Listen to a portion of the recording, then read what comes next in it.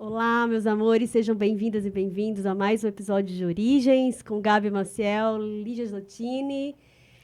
E aterrizando novamente, trazemos a nossa convidada mais que especial, Dani Taminato. Bem-vinda, amiga. Gratidão. Seja bem-vinda a esse campo tão potente, tão único de origens. E trazendo você aqui para dar a sua voz para suas origens, para abrir esse campo que eu sinto, enfim, né? Vou até abrir aqui um parênteses desse convite. Acho que é para fazer essa ponte, né? E eu passo a palavra para a Liz, caso ela queira já fazer as novas pontes desse universo, mas acho que de uma troca de bastidores que a gente vem tendo, né, nos últimos tempos, eu sinto que o campo de origens ele tem essa inteligência, né, do fluxo da vida, da gente dar e criar espaço para esses registros nesse nosso tempo, do não tempo, do que a gente estava falando aqui antes, em que, no momento certo, nesse espaço, a gente se coloca pronto para essa alquimia.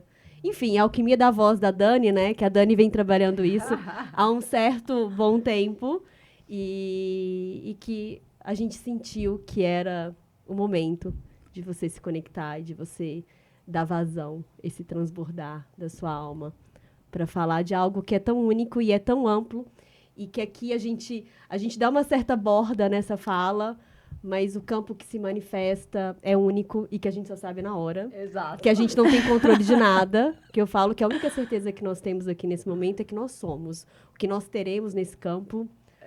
Exato. Não. Vai acontecer. Vai acontecer nesse fluxo. E acho que é um dos grandes aprendizados de origens que a gente... Acho que episódio após episódio, né, amiga? A gente vai porque construindo. não é sobre convidados, é sobre a biblioteca viva de cada um. Eu não sei como você acordou e como esse seu acordar vai ativar um monte de coisa. Por mais que a gente tivesse falado ontem à noite. Exato. E é isso, amiga. Eu acho que você tá aqui pra gente poder escutar origens por Dani. E eu começaria por aí. Eu acho que desde que a gente se conhece, a gente se entrevista, né? Eu vou pros seus palcos, você vai pros meus, pros pods, pras conversas. Tem muitos recortes que eu, na primeira pessoa, já fiz de Dani. Esse ainda não. Esse é inédito, né? Então eu queria primeiro agradecer a honra de poder estar nesse espaço inédito com duas pessoas tão queridas, né? Conhecendo um novo recorte também de vocês, olhando para mim desse lugar e que me convida também a me olhar desse lugar, né? Eu acho que a vida vai... Conforme ela vai acontecendo, a gente vai tendo uma tendência a cristalizar alguns tipos de nós, né? E para mim, esse convite é um convite do fluir mesmo, de soltar aquilo que já foi e honrar, mas abrir espaço para esse novo, para essa Dani também, né? Essa outra Dani fractal poder dizer algo, né? Então, é o convite inédito para mim. Também venho, assim, de coração pulsando, sem saber o que vai ser, mas já feliz, porque eu sei que vai ser incrível poder partilhar isso com vocês. E... pensar em origens para mim, assim, a gente já estava tendo uma conversa de bastidores, né? Começou muito desse lugar de um momento de vida que me chacoalhou nesse lugar identitário e que, coincidentemente, começou a me fazer pesquisar mesmo, sabe? As origens que venho de família japonesa, né? Tanto por parte de mãe, né? Família de mãe quanto a de pai. Mas eu nunca tinha me aprofundado mesmo, mergulhado. Até porque as histórias familiares, muitas vezes de imigração, vêm com uma carga de dor, né? As dificuldades. Então, isso nunca era muito abertamente falado. E o mais curioso, contando aqui, relembrando, né? Foi que no começo do ano de 2023...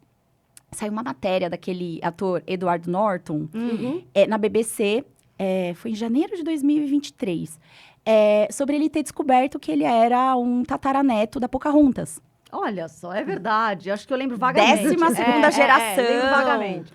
E isso despertou dentro ali do núcleo familiar, tava, né, janeiro, tava vivendo ano novo, tudo, a gente tava numa casa de praia, todos reunidos, e eu comentei com meu pai, eu falei, nossa, que coisa doida, né, a gente pode ser descendente de alguém, alguma figura histórica, ou mesmo se não for histórica, né, mas de alguém que a gente não conheceu tanto a história, e, de certa forma, a gente carrega aquilo, né, como continuidade, de alguma forma constituinte, mas não definindo, né? A gente tem essa escolha da liberdade de escolher diferente, mas tem algo que nos nos conta história, né? Uma história que acontecia antes da gente. E aí, com essa fala, eu não sei, abri um campo, assim, que eu fiquei uma semana imersa a partir de ter visto essa notícia. Tava de férias, né? Pesquisando, achei um site que são catalogados todos os passaportes familiares, não só japoneses, mas de todas as entradas de navio aqui no Brasil. Ai, que maravilhoso. É. Gostamos desse tipo de site. Depois É um manda. site, é um site aberto. Geralmente Ele eles tem- são, mas é muito difícil achar coisas dentro desse tipo de coisa. Se você achou um bom, queremos. Sim, vou te passar ali essa referência. E eu comecei a achar os passaportes de todos os meus avós. Inclusive, mesmo. Que loucura, né? E aí eu comecei a trazer elementos factuais e comecei a perguntar histórias. Só que meu pai não tinha muitas vezes acesso a essa história. Minha mãe também não, porque isso não era tão falado. E aí começou um remexer ali, né, da Dani nessa busca, que culminou em outros movimentos mais futuros, né? Então, o fato de eu ter começado a olhar para isso, eu descobri que algumas histórias familiares muito interessantes que, num certo momento, era contado de um jeito, mas aí no passaporte as datas não batiam, as coisas... Então, a gente vai começando a entrar em contato. Eu sentia muito esse lugar de estar entrando em contato com a energia dos meus avós e desse lugar que eles vieram. Embora eu ainda nunca tenha visitado o Japão de fato, né? Que é uma viagem que eu tô, assim, com muita vontade de fazer. E aí também a história, né? No paralelo, eu comecei a também me entregar um pouco mais para as práticas energéticas. E aí o reiki vem com esse, né? Desse lugar do poder do ideograma, né? Da palavra ali oriental. E também comecei a entrar mais em contato com a comunidade Nikkei. Comecei a entrar O que é a comunidade Nikkei?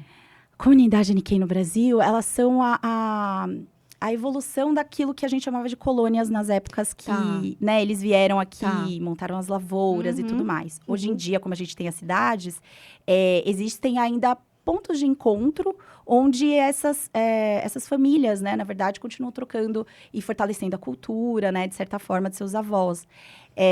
E é muito curioso, porque eu estava ontem em um evento que é um hackathon, que tem tudo a ver com o que eu faço, né, de inovação, mas da comunidade japonesa. E foi a primeira vez que eles fizeram esse movimento de olhar para a inovação. Maravilhoso. Né?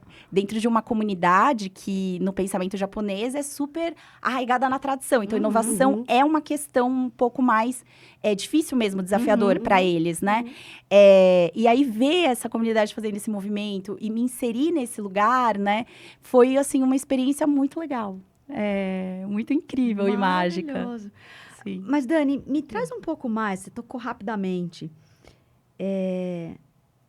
Teve a origem genética e tem agora, e eu vi muito forte ela vir com potência, né? Mais até mesmo do que você... Eu sei que você está num resgate muito bonito da ancestralidade genética, mas tem uma ancestralidade espiritual.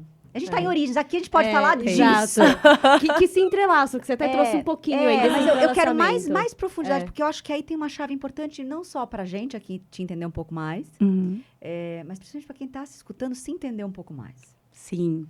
Nossa, nesse lugar energético, Li, eu comecei a...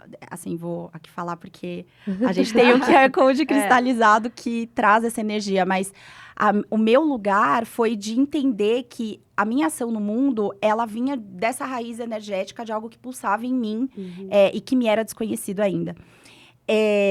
Eu atuei bastante com inovação para causas de impacto social e eu não sabia explicar o porquê. Meu pai, na época, me perguntava porque ele temia. Eu ia para as ruas, né, no centro, sexta-feira, para atuar com as pessoas em situação de rua, né, num ambiente que não era tão seguro assim. Mas eu sentia que era uma coisa da minha alma. Quando eu comecei a entrar em contato com essa energia mais espiritualizada, ancestral, eu conheci Kuan Yin, que é uma deusa, né, oriental. Nossa, é até difícil falar sobre ela, porque parece que as palavras não são suficientes, né? Mas que é a grande deusa da compaixão. E o meu pai, quando ele me perguntava, filha, precisa se expor até ali, naquele lugar, né, que não é agradável para muitos visitar, mas que eu fazia isso recorrentemente. E eu não sabia explicar para ele. Eu falava, realmente, pai, eu não sei te explicar, mas algo me chama. Quando eu conheci Kuan-Yin, uma amiga me fez uma massagem corporal, mas também energética, xamânica. E eu perguntando sobre o processo, ela me abriu que, na verdade, essa massagem também mexia em outros corpos. E que nesses outros corpos, ela acionava ali uma relação com os guardiões, né, da pessoa. E ela me falou, você tem uma energia, Kuan-Yin tá muito com você. E eu, quem é?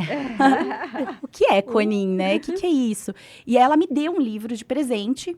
Nesse livro eu li, né, que uma das aparições e histórias muito conhecidas dessa deusa é da princesa Miao Shan, né? Que é uma princesa chinesa que tinha uma devoção enorme à espiritualidade, né? A essa transcendência.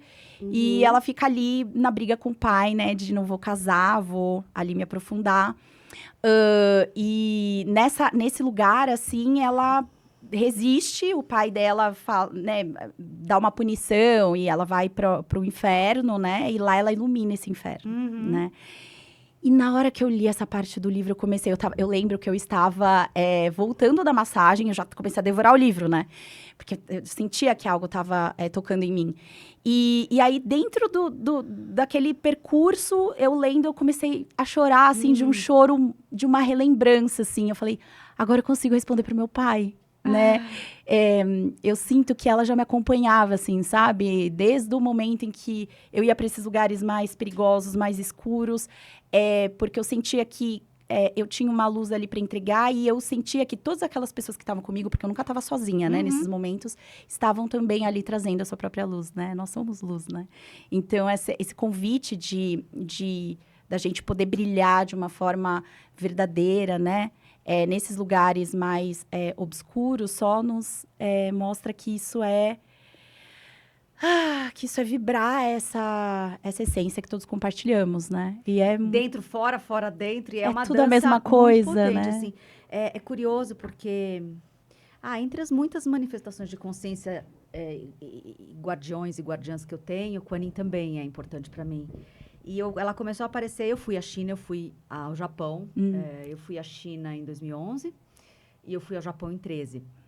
E eu já tinha visto ela lá. Eu sabia que tinha uma Kuan-Yin. Mas tudo bem, são muitas as manifestações em vários templos. E aí eu fui para o Japão e tinha o templo das 1000 entidades, enfim. Eu lembro que eu saí de lá e eu falei, eu quero aquela. Só que não tinha, sabe, no souvenir não tinha nenhuma que era aquela.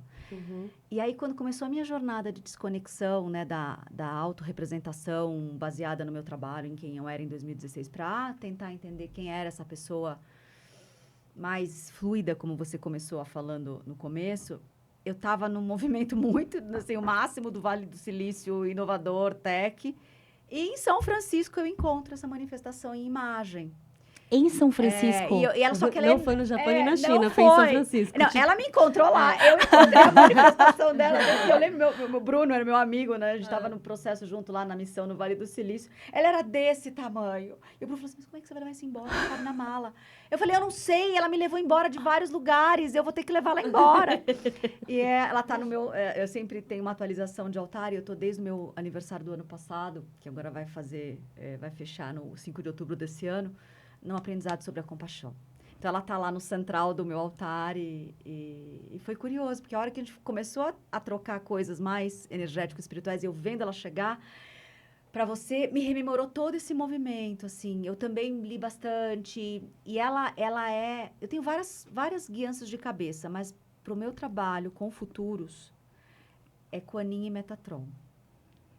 E tanto que o símbolo, né, que me rege, que me dá muita força a subir em todos os palcos, nunca falei ele ao vivo, porque eu nem sabia se eu podia falar. Mas eu vou falar. É o Quantron, que é a mistura de Metatron com Kuan-Yin. E ele tem uma simbologia, e ele veio para mim, a hora que eu recebi ele, no dia seguinte, ele estava na lojinha também. Eu sou boa em encontrar lojinhas, essas coisas. E aí estava lá o símbolo, uma pedra... Com esses amuletos sagrados. E aí, a hora que encaixa, é a flor de Kuan Yin, né? Que é uma representação, na verdade, né, da flor da Lótus, vida, da Lótus, junto com o próprio cubo de Metatron, que também está lá na Mas árvore. quando você descobriu na lojinha, você não sabia que existia essa junção? Ou já conhecia? Eu tinha acabado de receber. Tinha acabado de receber. E olha a hora isso. que eu vi aquilo, eu falei, nossa, encaixa. Nossa. É isso. Ai, Então, assim, gente. é Que bem lindo. bonito mesmo. Como tudo isso chega assim, a gente conversa e entrevista pessoas. E para mim é só ser testemunha de como o universo é elegante, ele é completo e complexo. A hora que ele vai te mostrar quem você é e o que você precisa para aquele momento. Porque ele move coisas muito improváveis.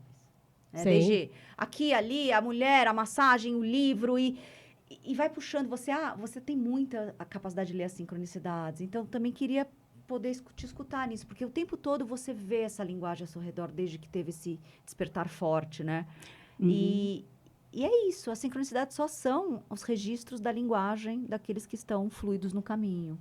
Verdade, Li. E é muito curioso, né? Que nesse processo, assim, acho que a palavra despertar não é bem isso, mas eu acho que o foco da sua atenção, quando você expande a mentalidade nesse lugar, você começa a reparar nas coisas que sempre estiveram. E é muito louco isso, né? Conseguir entender que aquilo que moldou e foi te encaminhando na vida, ela tem uma inteligência maior por trás, né? Ela tem algo que rege esses dados, esses encontros, esses fluires, né? E que esses dados orquestrados nessa forma é muito complexo para a mente humana entender. Então, o que a gente consegue é começar a conseguir captar alguma parte ou outra. E nessa dança sincrônica, né? Eu fui percebendo que era uma tecnologia, na verdade, energética muito refinada, né? Muito. Que acaba nos levando para esse desenvolvimento pessoal, para essa escola que a gente precisa viver, né? E para esse lugar do campo onde eu posso conseguir entender a minha identidade, conseguir expressar ela, né? Nesse lugar. Então, nossa, a Coninha, assim, ela me rege muito no trabalho, né? Tanto desse lugar da colaboração e de como a tecnologia pode conseguir pousar ali de uma forma a potencializar tudo isso, né? Então, nas sincronicidades, Li, o que eu sinto é que eu abro espaço e às vezes tem horas que a gente bota barreira, né? Porque a gente vai entendendo, né? E sim. aprendendo a fluir com essa dança. Mas na hora que eu consigo abrir esse espaço, é que eu consigo confiar nesse fluxo que não é controle, né? E eu tô aprendendo, gente. Nossa, bem no inicinho. E uma coisa muito bonita juntando com todo esse redescobrir, né, da ancestralidade japonesa, tem sido também a filosofia que vem por trás de cada ideograma. Sim. E eu cheguei a comentar com você, né, Li, e também comentei com a Gabi, que existe esse ideograma do Ma, né, do portal, e que eu tenho aprendido a conseguir incorporá-lo, né? Abrir esse espaço e essa pausa e esse silêncio para que essa sincronicidade possa me alcançar e eu não queira distorcer ela com a minha vontade, mas sim estar aberta para conseguir deixar esse fluir acontecer. E é difícil a gente querer abrir espaço, né? A gente está numa sociedade, num mundo que quer muito que a gente se imponha, né? E que a gente tenha as nossas falas, os nossos direcionamentos, os nossos fazeres, né?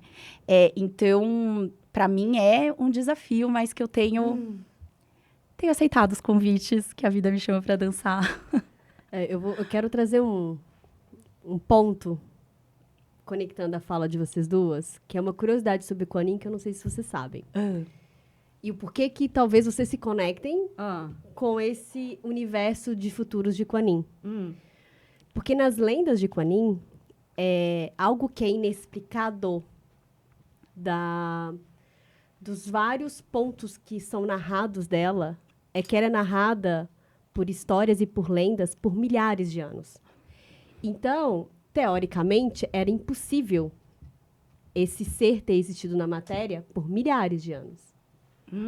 Ok? Sim. Então, teoricamente, ela pode ter existido há 5.000 anos atrás. Aí você vai achar várias menções de Kuan Yin ao longo da tradição oral contada no Oriente. E por vários lugares do Oriente, que não só na China. Ela tem a menção dela no Japão, ela tem a menção dela na Coreia, ela tem a menção dela na China, e ela tem a menção dela em vários pontos das ilhas ali do Pacífico. E quando eles começam, o que a gente estava falando aqui nos bastidores, quando a gente começa a colocar nesse tempo espiral as diversas menções, eles começam, mas como um ser e uma consciência conseguiu coabitar por mais de 5.000 anos, sendo contada por esses povos? É a hora que ela consegue transitar por diversos espaços nessa linha espiral do tempo. Então, Kuan Yin, ela tem essa menção de que ela está conectando mundos. Ela conecta mundos, ela conecta realidades, ela conecta tempos. Então, uma das frequências que foi quando eu me conectei com ela, e trazendo aí, acho que talvez essa interseção de quando ela aparece para mim, ela aparece justamente fazendo a integração cristalina para mim. E foi ela que me entrega essa consciência dos cristais que eu integrei hoje aqui no episódio anterior, que eu acessei, sei lá, acho que há 8 anos atrás. E só hoje eu entendi, pela forma, pela borda desse espaço, daquilo que ela me trouxe há 8 anos atrás. E que ela disse, ela me entrega essa consciência, e é uma consciência que não está presa no tempo. Porque é viva. E para mim, assim, e aí nas lendas de Kuan Yin, que ela navega pelas águas, ela trabalha pela frequência das águas. Ela trabalha... Verdade, ela tem um Ela, canto. ela tem que ela vai pingando gotas de sabedoria que ela entrega para a humanidade. E ela só consegue fazer isso, eu estou inteira arrepiada, porque ela consegue viajar no tempo e espaço. E nas diversas consciências que a gente entende disso. E aí, trazendo essa fala que você trouxe, Dani, é fluxo, é fluido. E quando a gente tenta enrijecer ou a gente tenta restringir, a gente está limitando. E tudo bem limitar, porque, teoricamente, a humanidade ela entende isso. Esse é o modus operandi do sistema. A gente está aqui para transitar entre eles e abrir as portas para que o fluxo volte a fluir ali e a gente entenda que não é... A limitação, ela não é restritiva. A limitação é só para a gente dar borda daquele caos, para que a ordem seja estabelecida. E é um fluxo entre caos e ordem. E essa é uma das essências de Kuan Yin. Nossa, que lindo! Não, e você falando agora sobre essa coisa de viajante do tempo me emocionou, porque eu lembro quando eu era criança, meu pai tinha uma máquina de escrever e eu sempre gostei, né, da escrita e da leitura. E eu tinha 6 anos de idade e eu lembro que eu ficava brincando ali, não tinha folha sulfite nem nada, mas eu ficava brincando que eu estava fazendo assim, e eu ficava imaginando, nossa, eu quero deixar uma mensagem na cápsula do tempo, sabe? Uma coisa assim, bem de criança mesmo, né? E eu nunca tinha ouvido essa visão que você trouxe da Kuan Yin e das lendas, né? E da existência dela como sendo esse fluxo através do tempo, assim. Nossa, e nos conectamos, né? Sim. Nós três, então, Sim, a essa super. energia. Em espaços diferentes, em tempos diferentes, e que a gente está aqui agora, a Origem está fazendo essa costura do Sim. tecido da vida. Hein? Sim. E uma coisa que eu também acho muito interessante sobre, já que a gente está falando de Kuan Yin, né? É sobre essa manifestação também que é mutante, né? Então, em alguns lugares ela é um deus masculino, né? Em outros Exato. ela vem Ela com a é versão feminina. feminina. Essa parte eu não conheço. Sim. Como assim? Na Índia é Avalokiteshvara.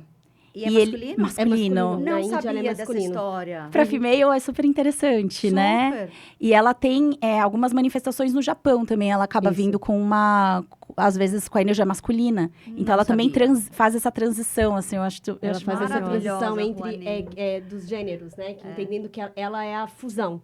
Não sabia. Eu Ela sabia é que ela fusão tinha pela muitas integração, potências de manifestação no feminino. No masculino não sabia, não. É. Não, e teve a experiência de você estar perto de casa, né? Porque nessa história da minha jornada com a Kuan Yin, eu tava nas represas ali da Billings, né? E a gente pegou, sei lá, o jet ski um dia e me falou, vai lá, tá subindo uma torre. Aí a gente ia e eu via ela subir aquela pagoda, né? Por muitos anos, geralmente nesse mesmo processo que eu tava me autoconhecendo, me auto-iniciando nesse acordar. Quando ela ficou pronta, que a minha irmã entrou antes, ela falou assim, ai, tem uma estátua enorme que eu acho que chama Kuan Yin. Eu falei, o quê? Então, pra quem quiser, acho que você acabou de ir, né? Sim. Ela tá aqui no ABC Paulista, ali na região das represas Billings. É só procurar, eu até tava procurando o nome aqui, Torre de Miroku, que é a Luz do Oriente. É um templo Seishonoye, se não me engano. E ali eles construíram uma pagoda japonesa, chinesa, né? Mas é a inspiração toda dourada, tem folhas de ouro e tem uma estátua gigantesca dela dentro. O templo inteiro é dedicado a ela. É muito lindo o lugar. Não, e eu descobri que tinha uma Kuan Yin lá dentro maravilhosa pela sua informação, porque essa imagem ela não pode ser fotografada e ela não é, né, mostrada. Então, o que eu sabia e me chamava muita atenção era como atração turística de ver uma pagoda, uma estrutura né, oriental ali montada, muito bonito, o jardim também. Mas eu não sabia que tinha uma imagem dela lá dentro. Daí, então, Lígia que me contou. E ele não é Seishonoye, amiga, é Igreja Messiânica. É messiânica, é verdade. Obrigada. E aí, o que foi interessante pra mim nessa sincronicidade, já que você estava linkando com a pergunta anterior, né? Eu, no meu caminho, conheci ali quem era Kuan Yin e comecei a estudar Reiki, né? Como terapia energética, que também tem essa ancestralidade. Mas a messiânica, a igreja messiânica, não sei se vocês sabem, elas têm uma prática que chama Jorei. Sim, Jorei, exatamente. Eu sempre confundo com Seishonoye, que também tem. E o Jorei, ele tem bases muito parecidas com o Reiki, né? E o Qi, que na China se fala Qi, né? Que é a energia vital. Então, é muito similar. E quando eu fui fazer essa visita sincrônica com a sua indicação, eles convidam ali para um ritual curto, né? Religioso, mas eles fazem o Jorei nas pessoas. É muito lindo. E na hora que eu recebi aquilo, assim, eu integrei toda a ação que eu tava aprendendo e realizando ali junto ao Reiki, né? Então, nossa, foi uma coisa, assim, muito maravilhosa. E essa sincronicidade foi encantadora, vale maravilhosa de receber. É um templo na beira da represa, você chega de barco. É toda uma jornada mesmo, assim. Sim. Não, e assim, a energia também de você acessar, ele tem uma praça messiânica ali, né? Não sei se vocês lembram. Então, tem também a presença ali de Nossa Senhora, né?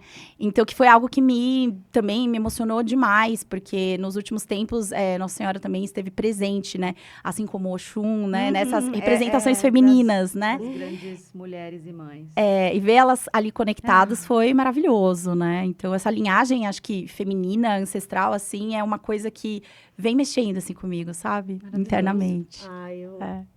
Eu falo que essa fala, né? Essa conversa nossa aqui, a nossa partilha aqui em Origens, me traz muito um lugar que Kuan Yin também traz isso. Na experiência que eu tive com ela. Ela faz um processo de reintegração. Porque como ela consegue, e a nossa compreensão dentro desse movimento do tempo, nos espaços que a gente está dizendo aqui, ela traz essa consciência desses pontos para que a gente traga consciência para o que a gente está experienciando agora. E uma das coisas que ela traz, e trazendo outro ponto, que quando vocês falavam, eu estava aqui no mundo paralelo, vendo, é a conexão que ela tem com os dragões. E ela é personificada sempre ou em cima de uma lótus ou em cima de um grande dragão. Verdade. E os dragões de Kuan Yin, e aí isso, Piras de Gabi, é como ela consegue transitar pelos tempos, porque ela navega com os dragões. E o barco que nos leva um dragão, é verdade, é um dragão dourado. Então, assim, maravilhoso, Gabi. Porque os dragões, e aí a gente trazendo aqui dentro da temática de Origens,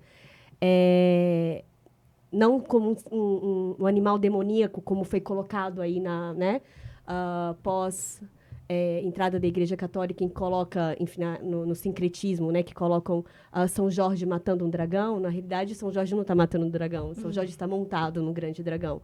E os dragões, dentro dos povos originários, dentro lá de Lemúria e de Atlântida, eles eram seres super conscientes. Assim como a gente compreende, que a gente pode falar sobre isso, né? Que os cetáceos são seres super conscientes, etc. Os dragões também eram. Eles ainda existem, mas não estão ativos na nossa dimensão nesse momento, por N razões. até históricas, né? Mas ela usava, e os dragões de Kuan Yin são dragões que eles conseguem integrar todos os elementos. E se você acompanhar na história e várias canalizações que trazem dos dragões, o que os dragões fazem? Eles conectam a gente com os 4 elementos, terra, água, fogo e ar. Os dragões de Kuan Yin, eles integram, eles têm a presença de todos os elementos, porque é através de Kuan Yin que ela faz essa alquimia cósmica de ser o 5º elemento. Ela é o 5º elemento. Ela é essa manifestação. E é através disso, e é através das lendas lemurianas, que quando a gente começa a pesquisar, Kuan Yin é o passo 2 do que a gente entende que, em muitas referências de canalizações lemurianas que trazem Isis tem essa habilidade de viajar no tempo. E aí, existia uma deidade lemuriana, que é um dos livros que eu perdi dentro das minhas inúmeras pesquisas com a linha Origens. Eles trazem essa personificação do feminino lá em Lemúria, dessa deidade, e que uma das faces dela, ela tem múltiplas faces, porque é onde ela se fragmenta, e esse feminino fecunda a terra em vários povos, como Ísis no Egito, como Kuan Yin no Oriente, como Nossa Senhora, né, enfim, as várias personas, como a deusa Pele no Havaí e outras deidades. Então, essa divisão, a Kuan Yin é uma dessas faces. E ela só consegue estar nesse lugar porque ela tem essa habilidade de reintegrar. E a gente está reconectando isso agora. Então, a gente está trazendo para vocês que estão aí nos ouvindo fragmentos. A forma como vocês vão se conectar é única da nossa geometria do ser. E a forma como você se conectou é uma, a sua história com ela é uma, a história dali é outra e a minha é outra. Só que são fragmentos dessa totalidade. E a gente só vai conseguir compreender, que é o que eu sinto que é um dos canais de origens. A gente está dando voz para esses movimentos com qual intenção? Da gente se reconectar dentro desse todo. Nós somos só fragmentos. A gente é o todo. Mas a gente não tem essa consciência do todo porque a gente foi desfragmentado nessa realidade. A gente só está um pedacinho aqui. Os outros pedaços nossos estão nesses multiversos. Que é um pouco do que acho que vocês trazem, né, na dança de vocês de fala de futuros. Que agora, no episódio anterior, a gente entende que não é sobre futuros que a gente está falando aqui. Né? Recortes do presente. E maravilhoso, né? O 5º elemento ser Kuan Yin. Eu já tinha ouvido falar sobre os dragões, né? E essa representação, mas essa junção do 5º elemento, Gabi, assim... Pra mim, foi como ela se manifestou pra mim. Sim. E aí, obviamente, quando você começa a pesquisar, você vai, na tradição oral, tem fragmentos que dão essas nuances desse 5º elemento, né? Que é a alquimia dela, né? Então, assim, para mim foi fantástico. E eu falo que de tempos em tempos, vocês podem começar a percorrer nas linhas do tempo de vocês, de tempos em tempos ela aparece com downloads.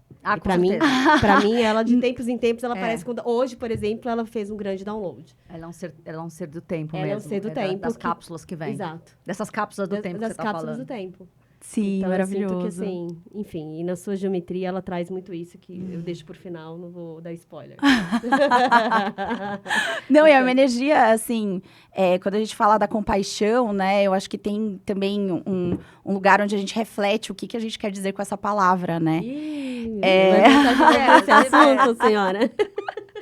E é uma coisa realmente que a gente pode, né, aqui falar sobre, mas você sentir e viver isso te provoca para um exercício também, né, do que significa você se conectar com outro ser e o que seria essa tal da compaixão, né, que também é um elemento muito dito em várias religiões, né, em vários lugares como proposta de exercício de uma elevação espiritual, né. Para mim, Kuan Yin faz esse convite, né, o tempo inteiro, assim, tanto na relação como ela se manifesta na nossa vida, né, cada uma na nossa história, quanto nas lições que ela traz ali, né, nesses viveres, através do tempo. A última ativação a gente até trocou aqui entre mim e Gabi, Gabi e eu, na verdade, e depois eu te partilhei, porque foi, né, como eu tô nessa jornada da compaixão,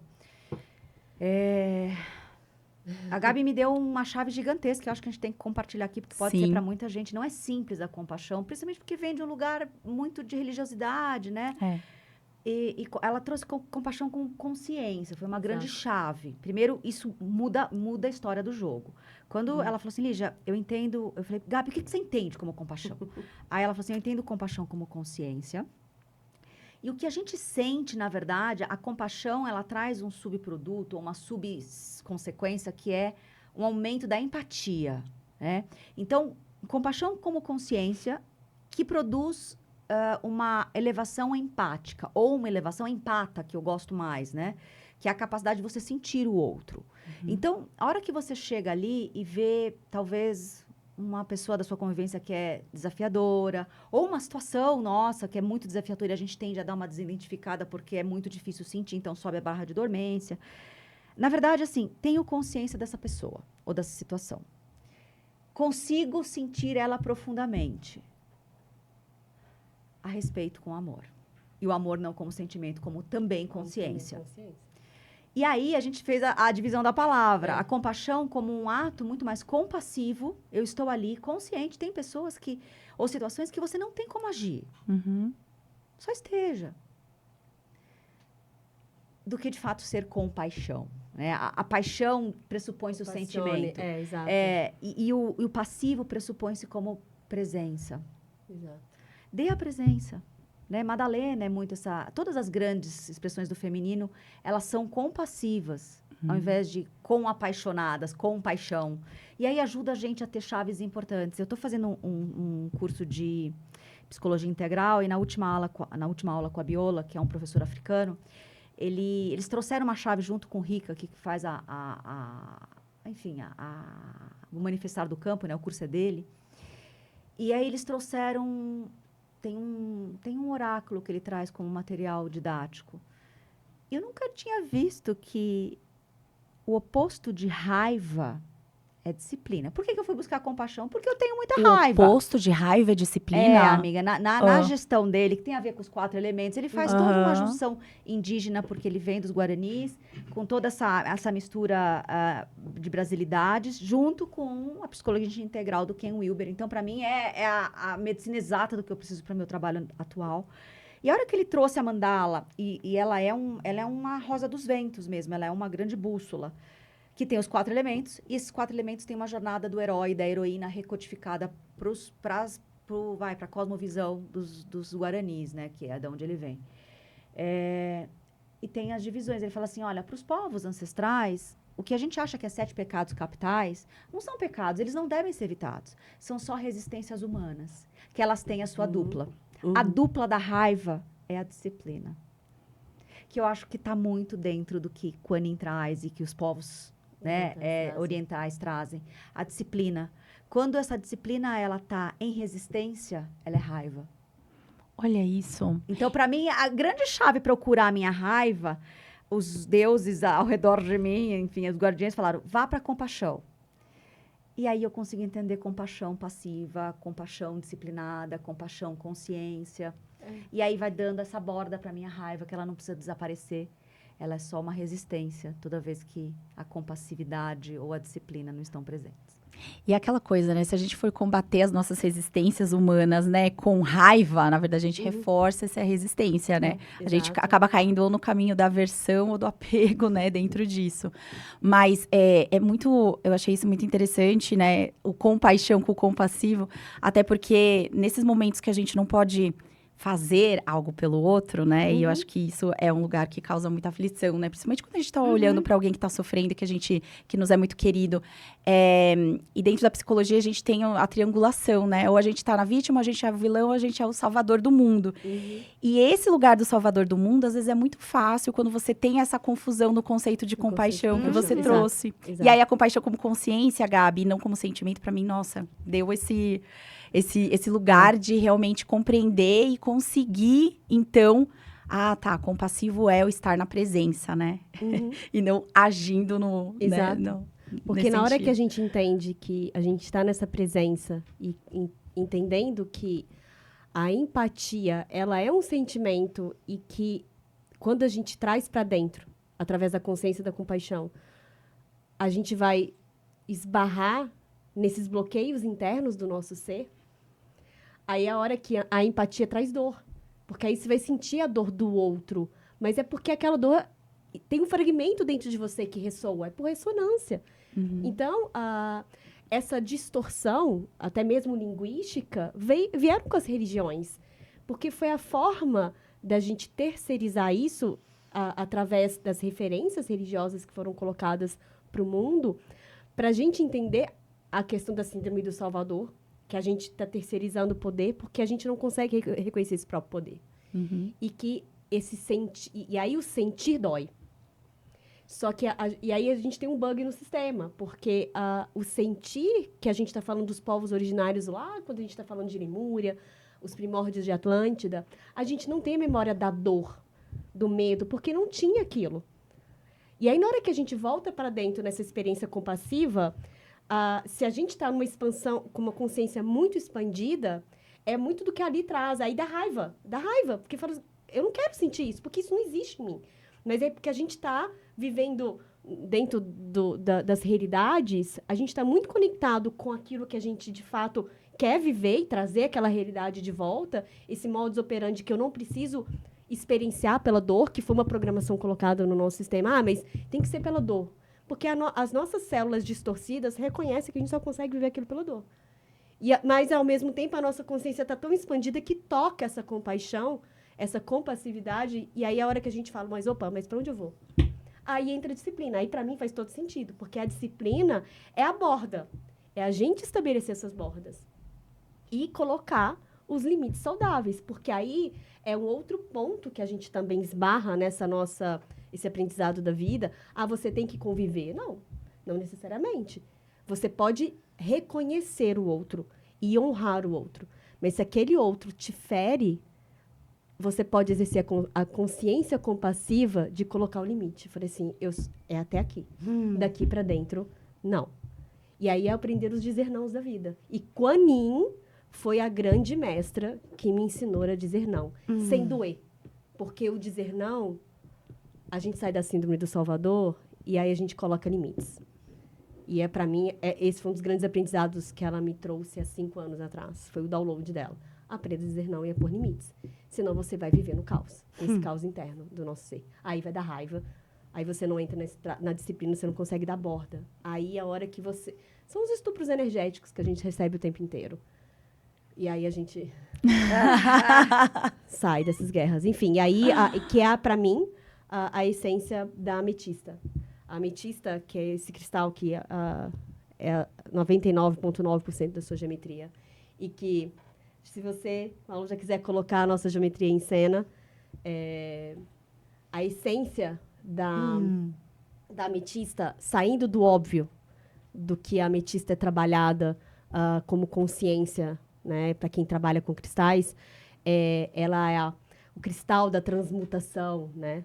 Mas transmutar requer consciência. O que você está querendo transmutar? E o que ela traz, né? Se você pegar, vou ter uma licença poética de tirar aqui o seu. Muito lindo. É uma flor. É uma flor de ametista. Então, esse desabrochar, esse despetalar da nossa consciência é a gente dar pela disciplina as bordas. Então, para que a gente atinja essa excelência do transmutar, ou seja, da gente ressignificar, requalificar, a gente primeiro precisa entender pela estrutura cristalina o que é. E o dar nome não significa reviver, muitas vezes, as memórias, os traumas, os medos, mas é a gente reconectar a consciência. É criar, e é onde está um dos meus grandes estudos hoje por plasticidade, a gente criar, muitas vezes, novos caminhos. Porque aquele caminho que a gente está tão habituado a percorrer e que foi designado para a gente, é um caminho de dor. E, para mim, esse é um dos grandes ensinamentos dela. Ela está dizendo, tenha a compassividade, antes de mais nada, por ti. Do seu caminho, da sua jornada. E que, se aquele caminho está muito difícil, recua e cria novos caminhos. E isso é o campo infinito de possibilidades. A gente tem um campo infinito de caminhos. Por que a gente só escolhe um caminho? E aí, a essência da sua geometria para celebrar essa grande troca vem das várias camadas de apresentações das ametistas, que pode ser uma flor, que que pode ser uma ponta, pode ser um ametrino, que é esse bem dourado, que é a representação dessas... Ametrino. Ametrino é um Ametista conjunto... com citrino. Exato. Olha. Que é a alquimia... Nem que é sabia que isso existia, porque Eu o também citrino não, já já. era a versão da ametista mas alquimizada. aí, o ametrino em formato de gota, como está na geometria dela hoje, Que lindo. justamente o que a gente está trazendo aqui agora no final, que é essa junção entre a sabedoria do citrino com essa conexão expandida da ametista. Então, o que a gente vem integrar nos dias de hoje, na minha opinião, é que tudo que a ametista vem trazendo como consciência estava muito intocável, muito inatingível, que é muito do que a gente, quando a gente começa na linhagem espiritual, seja ela pela religião, ou seja ela pelos nossos autoestudos, era tudo muito abstrato e intocável. É como se a gente nunca pudesse chegar e conectar com Jesus, por exemplo, ou até mesmo com Kuan-Yin. Era tão sublime, era tão sutil, que a gente se sentia um nada. E a gente não se reconhecia neles. E nos reconhecermos neles era uma heresia. Era uma heresia total. Era uma heresia total ali. E aí, para mim, quando eu me conectava com ametistas no início dos meus estudos cristalinos, a ametista era aquilo. Era algo inatingível. E aí, quando vem o ametrino, ele fala, existe essa sabedoria interna. E, curiosamente, a estrutura cristalina, a estrutura química da ametista é quartzo, cristal de rocha, com ferro. O ferro é o que dá a cor. Tanto no citrino, quanto na ametista. É a forma como essa molécula de ferro se conecta no cristal de quartzo que vai caracterizar, por temperatura e pressão, a cor. Então, o que o ferro é, que está presente no centro da Terra? É o que dá a estruturação e o direcionamento vetorial de consciência, que é o que a gente está falando aqui, da compaixão. Então, essa complexidade, o ferro deixa as coisas mais simples, porque é físico, eu consigo sentir, né? E por isso mesmo que tem tanta gente aí com deficiência de ferro, precisando tomar ferro, tá anêmico. É falta de conexão física. Para dar o quê? Modulação magnética para você modular o quê? Consciência. Então, na hora que a gente entende isso, e para mim essa excelência veio do ametrino, que vem da Bolívia, inclusive, que é essa junção geoquímica ali dentro do quartzo, que configura consciência com essa sabedoria. E aí, para mim, acho que é a grande charada que a gente está matando na humanidade hoje, aí, matando no sentido de integrar isso em nós. E não achar que a gente vai conseguir isso através dos gurus. É a gente reconhecer isso dentro de nós. E eu acho que é isso. Eu encerro minha fala. Maravilhoso! Lindo demais. Nossa, um presente. E toda essa explicação, porque a gente olha e a gente sente coisas, né? Sim. Mas saber, né, o que está integrado nesses elementos aqui é maravilhoso, Gabi. Nossa, recebo como um presente, assim. E sinto. Gratidão, Amanda. Sinto essa geometria. Sim. Muito bem. Fechamos? Temos. Fechamos. Obrigada por Muito tudo, obrigada pelo convite. Eu amo a Gratidão, presença. amada. Dani Show. Ametrina. Obrigada. Sim.